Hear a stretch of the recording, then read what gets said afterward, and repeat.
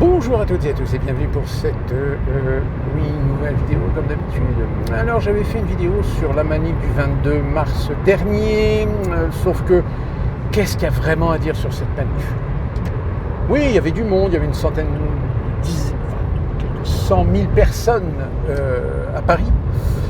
Il y a BFM quand même qui s'est fait traiter d'extrême droite, dis donc, parce qu'ils ont dit qu'il y avait que 62 000 personnes en France. Bon, c'est 62 000 province, mais il y avait du monde à Paris. Un petit monde, où d'ailleurs, quand on voit les images, les photos, etc., alors ça ressemblait plus à une manifestation promotionnelle de com pour les filles plutôt qu'autre chose. Parce que même les SOS Racisme, ils en sont réduits à essayer de rameuter les foules. C'est-à-dire qu'ils cherchent des adhérents. Apparemment, peut-être pas beaucoup d'adhérents sur ce racisme.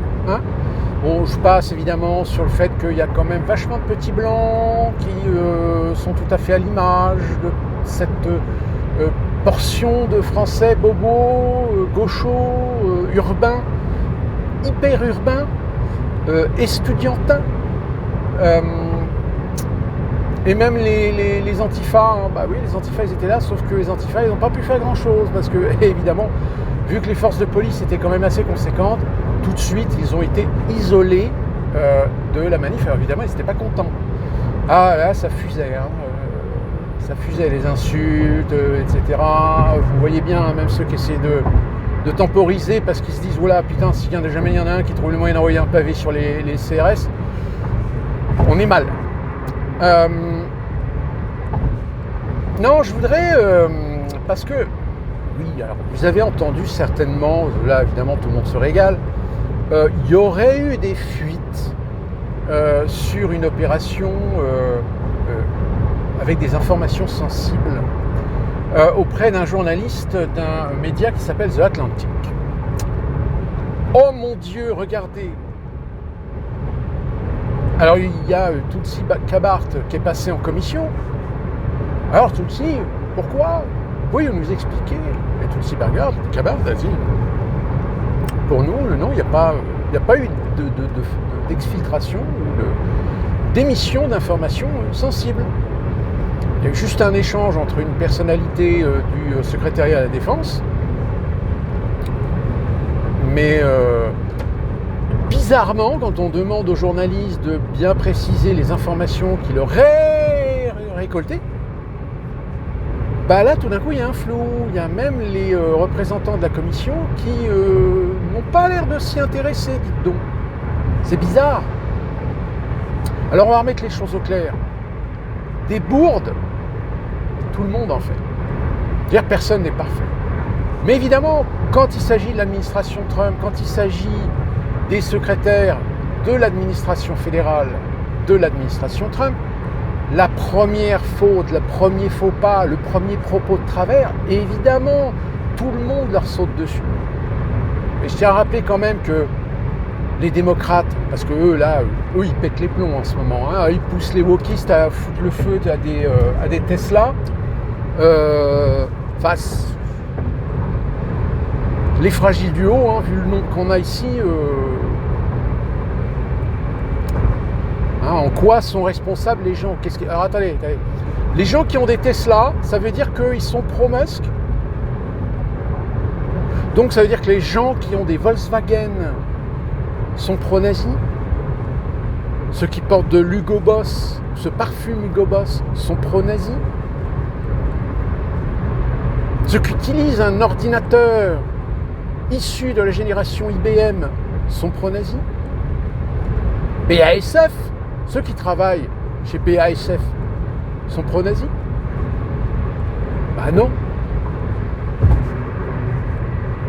Donc, non mais, vous voyez le problème du degré de connerie qu'il y a dans la société américaine, et plus particulièrement chez les wokistes, c'est cette capacité à avoir exacerbé la sensibilité de ces gens au point qu'ils ont des comportements de gamins.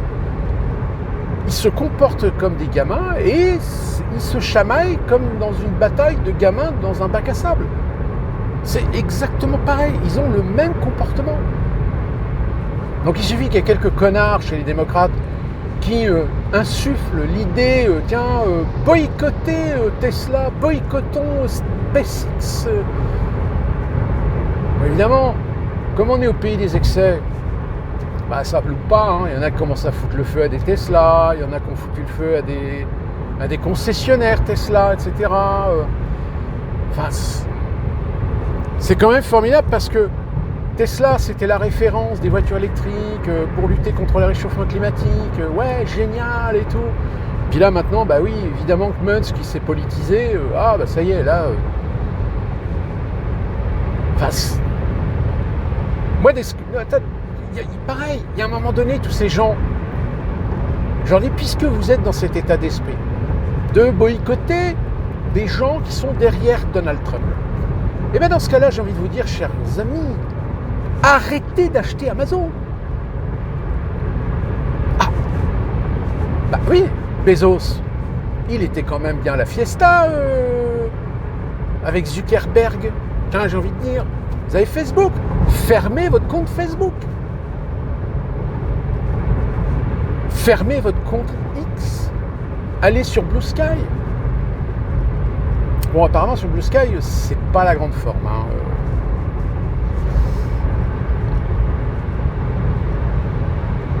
Donc, je disais, je rappelle quand même qu'en 2022, à la base 2020, quand Biden a été élu, le deal, la raison pour laquelle Obama a vendu rubis sur l'ongle Kamala Harris, c'était parce que pour lui, Kamala Harris devait être l'héritière de Biden et être la candidate pour 2024. Sauf qu'en 2022, ça a commencé un petit peu à délirer mal du côté de Biden qui commençait à avoir des absences et commençait à dire des conneries. Un jour, il a dit une connerie plus grosse que lui, c'est je suis candidat pour un second mandat. Bon, ça a été le bordel. Sauf que, évidemment, si le Parti démocrate avait démenti, ça vous prouvait que finalement Biden n'était plus tellement en odeur de sainteté. Il n'avait pas vraiment ses esprits. Ça, il ne pouvait pas le faire. Alors que tout le monde le savait.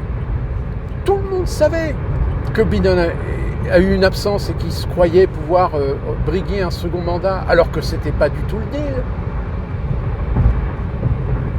Je peux vous dire, panique à bord. Dans la maison Pelosi, dans la maison Obama, dans la maison Clinton. Ils sont mal d'ailleurs, les petits bonhommes là. Parce que, je ne sais pas si vous avez remarqué, mais on ne les entend pas beaucoup. Si, il y a Obama, oui, ça y est, il a quand même réagi un petit peu. Mais on sent qu'ils sont quand même en panique. Ils sont en panique pourquoi ? Parce que, comme je vous l'avais expliqué dans une vidéo, c'est une purge. Alors évidemment, les médias français n'utilisent pas le terme. Vous avez sur les réseaux sociaux des gens qui viennent pleurer. Oui, rendez-vous compte, Donald Trump vient de fermer le secrétariat à l'éducation. Et je vous ai expliqué, le secrétariat à l'éducation fédérale, il servait à quoi ? Il servait à vendre des idéologies ou des programmes à l'échelle nationale. Mais les États n'étaient pas obligés de les prendre. Chaque État a sa propre gestion. Chaque État décide de ses programmes scolaires.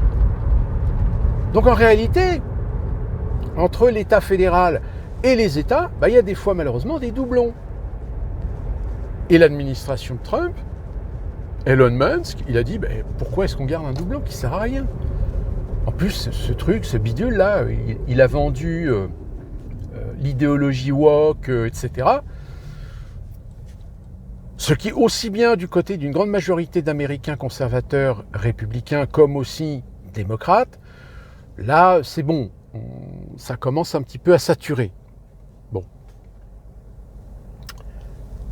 Il n'empêche que, là je vous ai donné l'exemple de Biden, mais pendant les 4 ans de Biden, il y en a qui ont fait des boulettes. Il y en a qui ont raconté parfois des conneries.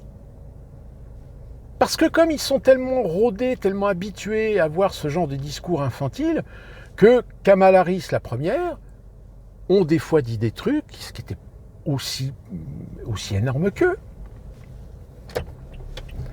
Donc à partir de là,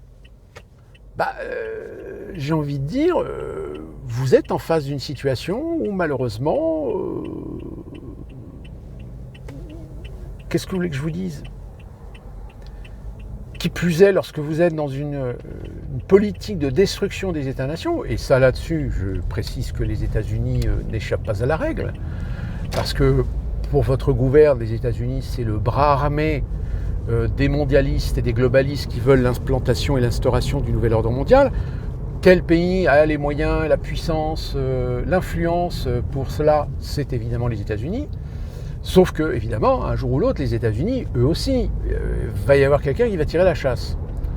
Le fait que Donald Trump soit arrivé au pouvoir, est-ce que quelque part, c'est pas aussi le début de la chose pour faire en sorte que les États-Unis finissent elles aussi par se soumettre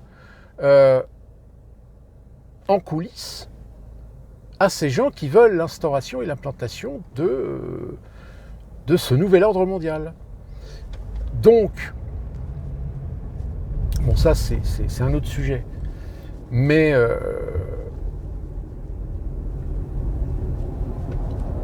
j'ai envie de dire, regardez chez vous. Regardez le bordel. C'est à tel point que même des ministres, avec le Premier ministre et le Président, ils n'arrivent même pas à s'accorder entre eux sur les sujets. J'ai Rocaillot, mais je ne comprends pas Rocaillot, mais barre-toi de ce gouvernement. Tu auras plus d'honnêteté, de franchise, de crédibilité à quitter ce gouvernement de merde et de ce président à la con, parce que bon, l'affaire algérienne, je veux dire, vous l'avez bien profond, hein. Parce que le Macron, lui, qu'est-ce qu'il fait? Lui, il protège quand même les intérêts des industriels français qui ont des intérêts dans certaines exploitations de ressources énergétiques en Algérie. Et j'ai même envie de dire, hein, le président algérien, lui aussi, hein, s'il a envie de faire chier la France, il coupe tous les budgets ou il coupe toutes les concessions que les sociétés françaises peuvent avoir en Algérie. Hein. Et il ne le fait pas. Pourquoi? Premièrement parce que c'est du pognon qui rentre, surtout pour lui. Parce que toutes les compagnies aujourd'hui qui travaillent dans des pays africains, ne vous inquiétez pas, il y a des dessous de table. Tous ces pays-là qui aujourd'hui essaient de se retirer un petit peu de la francophonie, etc. Oui, mais les gars, allez expliquer à vos peuples que vous jouez l'anti-français, mais que les sociétés françaises sont toujours présentes.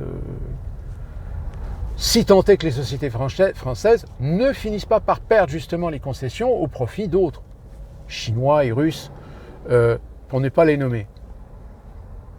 Donc c'est une guerre économique. Mais cette guerre économique, comme je vous l'avais expliqué, aujourd'hui elle est arrivée à un stade où elle ne peut pas continuer sans modifier certains curseurs, sans modifier certaines équations. Et parmi ces équations, c'est détruire les indépendances, détruire les souverainetés de certains États, de certaines puissances. Les États-Unis y compris.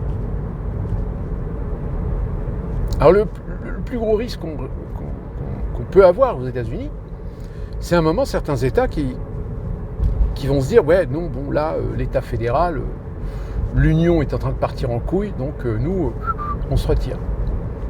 D'ailleurs, vous avez eu un film qui est sorti l'année dernière, je crois que c'est l'année dernière, qui s'appelle Civil War, qui est un film de fiction avec certains éléments qui ne sont pas très cohérents par rapport à la réalité, mais qui explique bien, qui montre bien que cette union, elle reste une union de façade.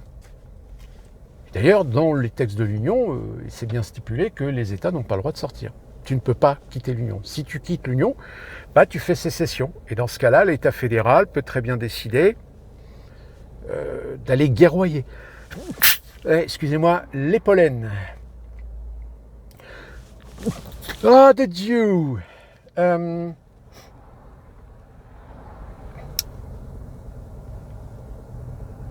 D'où la raison pour laquelle, les sources, les origines de la guerre de sécession, c'était un petit peu différent. Mais néanmoins, le Nord s'est appuyé justement sur les textes de l'Union pour faire la guerre au Sud. Ce qui est donc intéressant, c'est de voir que finalement, Allez, j'ai envie de dire depuis Chirac. Depuis Chirac, je pense que l'immobilisme de Jacques Chirac à ne pas voir qu'il y a des coups de butoir sur la société française, sur la politique française, etc. Parce que Sarkozy, on l'appelait l'Américain, c'est pas pour rien. Et c'est assez ambigu d'ailleurs parce que, je veux dire, les Américains ont toujours eu des leviers sur l'Union européenne, ont toujours eu des leviers sur l'Europe, d'une manière générale. Donc aujourd'hui, qu'on nous fasse, que l'Europe soit offusquée de Donald Trump, de ce qu'il fait, etc.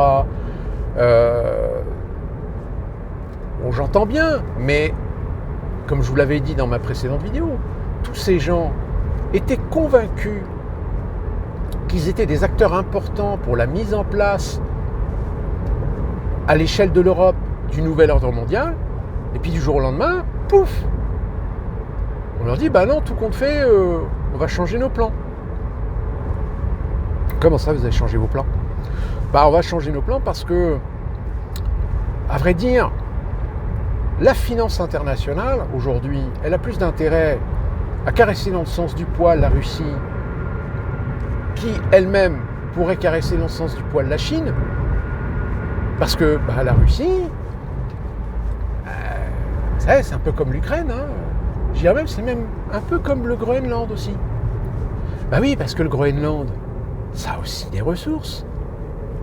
Vous savez que le réchauffement climatique, alors il faut lutter contre le réchauffement climatique, oui, bien sûr.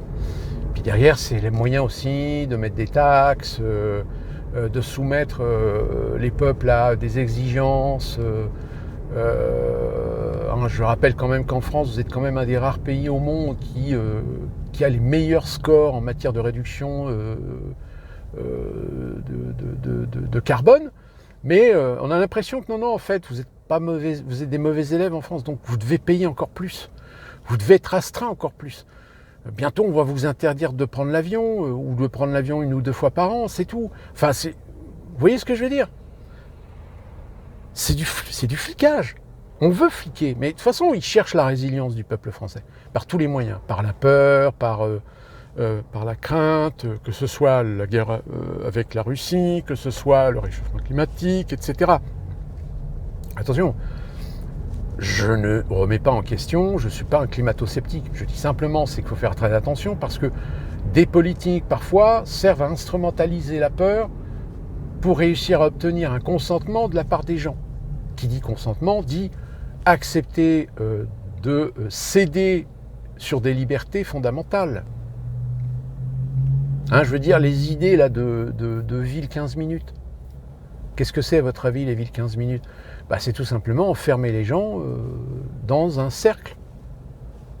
Oui, tu auras des trucs tout à proximité, mais je ne sais pas si tu as envie d'aller à la forêt, d'aller faire un week-end à la montagne, etc. Il y a un moment donné, on va dire, non, on va calculer ton quota carbone pour savoir si tu peux le faire. Si tu peux pas si tu dépasses déjà ton quota carbone dans ta ville 15 minutes, non. Non mais ça paraît abstrait comme ça paraît utopique, ça paraît dystopique, mais pensez-y. Et de fait, comme je vous l'avais déjà expliqué, aujourd'hui il faut tout savoir et tout connaître pour peut-être mettre les choses en perspective. Je vous ai fait précédemment une vidéo sur la révision des traités européens. Je veux dire, cette information-là, elle existe depuis maintenant 2 ans. Est-ce que vous l'avez entendu sur les médias mainstream? Non. Est-ce que vous l'avez entendu dans la bouche de ces gens qui se prétendent ou qui se positionnent comme étant des vertueux à vous dire ce qui est bien, ce qui n'est pas bien, ce qui est démocratique, ce qui est facho, etc. Non. Est-ce que vous avez entendu Bardella ou Marine Le Pen? Est-ce que vous avez entendu Manon Aubry ou Tondelier ou Panot Vous parlez de ça? Non. Non, puisque ils font le show. de cette idéologie contradictoire, de ses opposants, de ses antagonismes, etc. Mais en réalité, tous ces gens-là sont adoubés par le système et ils savent très bien quelle est la finalité. C'est-à-dire qu'aujourd'hui, moi, les gens qui me parlent de démocratie, je dis, oui, vous êtes sûr? Il y en a qui aujourd'hui, sur les réseaux sociaux, on me dit, oui, de toute façon, les États-Unis, c'est devenu une dictature, etc. Alors, c'est pas une dictature, mais force est de constater qu'aux États-Unis, il y a quand même un développement dans beaucoup de domaines où l'information, oui, il y a une forme de contrôle. Qu'il est beaucoup plus difficile d'être un criminel aujourd'hui aux États-Unis, surtout dans les milieux urbains, ou à moins de trouver la solution pour s'isoler dans les endroits les plus reculés du pays. Mais en milieu urbain, c'est même pas la peine. Si t'es fiché, si t'es recherché, etc., les mecs ils te trouvent en moins de 2-3 jours. Hein. Il y a tellement de caméras partout ici. Donc, avec des systèmes de reconnaissance faciale, donc... C'est pour ça qu'en règle générale, les criminels, on arrive très souvent à les retrouver assez rapidement parce que ils sont tellement abrutis, tellement cons qu'ils restent toujours dans les mêmes endroits de là où ils ont commis leur crime. En général, ceux qui sont plus difficiles à retrouver, c'est ceux qui évidemment réussissent à quitter l'État et à se planquer dans des endroits assez reculés, genre les Rocheuses, les Appalaches, ou dans le Middle West. Donc eux encore une fois, mais je précise, faut qu'ils se démerdent pour pouvoir trouver de quoi manger. Enfin, généralement ils essaient de trouver des gens pour leur faire des courses, etc. Parce que même aller faire de l'essence dans une station essence, il y a des caméras partout. Faut pas croire. Oui, les États-Unis est un État policier. Oui, c'est vrai. C'est un État policier. Mais le fait que c'est un État policier, ça fait réfléchir certaines personnes d'éviter de faire des conneries. Ça ne veut pas dire qu'il n'y en a pas. Vous savez, il y a toujours des crétins qui se pensent plus intelligents que les autres et qui finalement finissent par faire des conneries et se vendre eux-mêmes dans leurs conneries. Donc ça, malheureusement, vous ne pouvez pas y échapper. Et c'est une société qui s'installe en Europe. Souvenez-vous, on en avait parlé dans une vidéo de la loi sécuritaire, je crois, où la loi a été votée, mais que l'Assemblée nationale ou le Sénat, je ne sais plus, avait fait retirer par exemple les drones, la surveillance par les drones. Bon, faut savoir que le texte, en catimini plusieurs mois plus tard, il a été réintégré, reproposé, et là... c'est passé comme lettre à la poste. C'est-à-dire qu'aujourd'hui, techniquement, ils ont une obligation d'occulter les intérieurs des immeubles, mais dans les manifs, par exemple, ils peuvent très bien utiliser, vous savez, comme le système aspirateur de données. Je peux vous dire que le 22 mars, à mon avis, dites-vous bien, si vous connaissez du monde qui a été manifesté, surtout à Paris, peut-être pas forcément en province, mais surtout à Paris, si vous connaissez des gens, dites-leur, ça y est, ils sont fichés. Puisque parmi eux, a circulé des flics avec ce qu'on appelle des aspirateurs de données. Donc tout le monde est fiché. Alors évidemment, vous allez me dire, oui, mais c'est illégal. Oui, mais vous savez, entre ce qui est légal, illégal et ce qui est fait dans la réalité, il y a des fois une grande différence. La preuve, c'est que des fois, il y a eu des scandales de fichiers qui existaient, qui n'auraient jamais dû exister. Ou de fichiers qui auraient dû être effacés, mais qui ne l'ont pas été. Ou qui ont été vendus, qui ont été récupérés, ou piratés. Et que, ne le dites à personne, ça ferait un scandale.